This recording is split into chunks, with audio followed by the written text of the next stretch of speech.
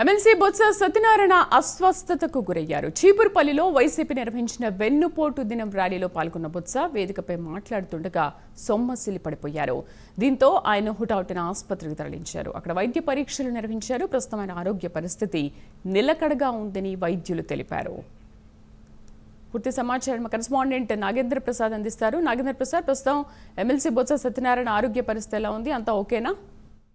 Thank you Sridevi. ప్రస్తుతం MLC Botsa Satyanarayana గారి ఆరోగ్యం అయితే నిలకడగా ఉంది. ప్రధానంగా ఏదైతే ఈ రోజు చీపురుపల్లిలో చేపట్టినటువంటి వైద్య దినోత్సవం కార్యక్రమంలో ఆయన పాల్గొనడం జరిగింది. ఆయనతో పాటు మాజీ ఎంపీ బెల్లారి చంద్రశేఖర్ కూడా కార్యక్రమంలో పాల్గొన్నారు. అయితే హఠాత్తుగా ఎండ తీవ్రతకి బారినపడినటువంటి ఈ బొత్స ఒకసారిగా సమస్యలు పడిపోయినటువంటి పరిస్థితి ఏర్పడింది. దీంతో ఆయన వెంటనే ఆయన గరీబుల్లోని క్యాంపు కార్యాలయానికి తరలించడం జరిగింది. అక్కడ ఆయనకు అవసరమైన వైద్య పరీక్ష అంటే బీపీ వంటి చెక్ చేయడం కూడా జరిగింది.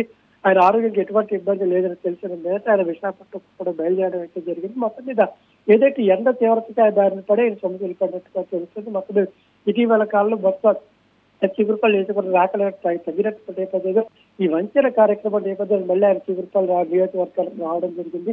ఏదైతే కూటమి ప్రభుత్వం అయితే హామీలు నెరవేర్చలేదనేటువంటి నేపథ్యంలో చేపట్టిన అంతిమ దినోత్సవ కార్యక్రమంలో మొత్తం పాల్గొనడం కూడా జరిగింది. ఈరోజు ఈ నేపథ్యంలో పట్టణంలో ఏర్పాటు చేసిన ర్యాలీలో కూడా ఆయన ఉత్సాహంగా పాల్గొన్నారు. మాజీ ఎంపీ బెల్లారి చంద్రశేఖర్తో కలిసి మొత్తం పట్టణంలో ఏర్పడినటువంటి ర్యాలీలో పాదయాత్ర సాగినటువంటి పరిస్థితి కూడా ఉంది. మొత్తం మీద ఏదైతే ఎక్కడైతే వీళ్ళు మాట్లాడుతున్నారో ఆ ప్రదేశాలకు చేరుకున్న తర్వాత ఒక వేదిక ఏదైతే జీపీ ఆసుపత్రి అక్కడికి వేదిక చేరుకోవడం కూడా జరిగింది.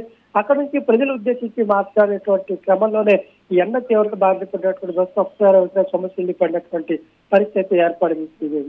Nagendra Prasad, thank you.